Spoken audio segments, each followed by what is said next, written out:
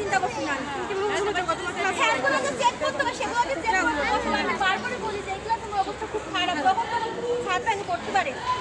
ফ্যানটার অবস্থা ফ্যানগুলো নরমাল করতে থাকে, কোনো সময় ফ্যানগুলো চলে না, নরমাল করতে থাকে ফ্যানগুলো।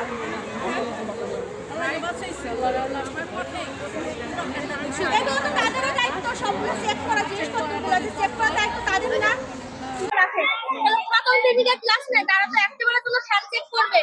ছাদের যে অবস্থা, আমি যখন তখন বলি যে ছাদটা যখন তখন ভাঙতে পারে, ভাঙে পড়তে পারে, সেটা তারা মেরামত করবে না। ফ্যানগুলো তারা একটু চেক করবে না যে ফ্যানটার কি অবস্থা, সেটাও তারা কোনো রকম চেক করে না। অথচ তাদের আবার বলতে গেলে তারাই বড় বড় মানে তাদের তাদের সাথে কথা বলা যায় না, তারা বিভিন্ন ধরনের কথা বলে। ঠিক আছে, আজকে যে দুর্ঘটনাটা ঘটলো সেটা আসলে দ্বিতীয় শ্রেণীর চড়ুই শাখা, ওখানে দ্বিতীয় পিরিয়ডে দুর্ঘটনাটা ঘটেছে।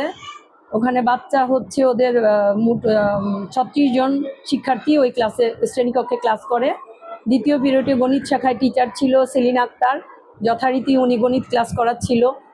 ঠিক এই সময়ে উনি একটু আগেই উঠে গিয়ে, এটা আল্লাহরই হুকুম হয়তো বা হবে, উনি উঠে গিয়ে একটু বেঞ্চটা সরিয়ে দিয়েছিল যে তোমরা একটু বেঞ্চটা সাইড করে বসো। সাইড করে সরিয়ে দেওয়াতে আল্লাহর রহমত যে আমার এখানে বড় ধরনের কোনো দুর্ঘটনা ঘটে নাই।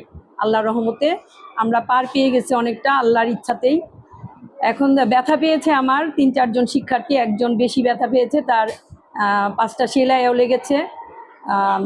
এই এখন আমার এই ভবনটা হচ্ছে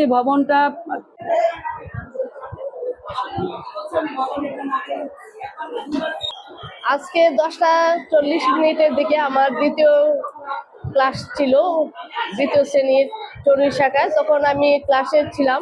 তো ওই ছেলেটা হইলে গিয়ে একটু চঞ্চল, তো একটু বেঞ্চটা একদম বেশি টেনে নিয়ে আসছে, হ্যাঁ, বসছে। পাশের যে ছেলেটা সে একদম বসতে পারতেছে না। তো আমি ওইখানে যে ওর হইল গিয়া বেঞ্চ 3 জনকে তুলে বললাম যে তুমি বেঞ্চটা এরকম এক পাশে নিয়ে আসছো কেন, বেঞ্চটা চাপাইয়া তুমি বসো, সুন্দর করে বসো। তো ও এরকম ভাবে বসছে। বসার পর আমি বললাম যে তুমি কিন্তু এখান থেকে নড়বা না, এইভাবেই বসবা, বেঞ্চ টেনে করবা না। তো আসার পরে আমি যখন আবার পাঠ শুরু করলাম তখনই আর কি একদম ফ্যানটা পড়লো ছুটে। যদি ও ব্যাসটা একটু না সরাই দিত তাহলে ওর মাথায় হয়তো পড়তো। আহত 4 জন, 3 জন ছেলে 1 জন মেয়ে। ছেলেটার নাম প্রাঞ্জল।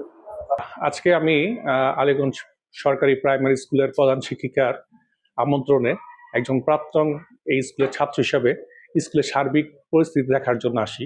আসার পরে আমার সামনেই এই দুর্ঘটনা ঘটে।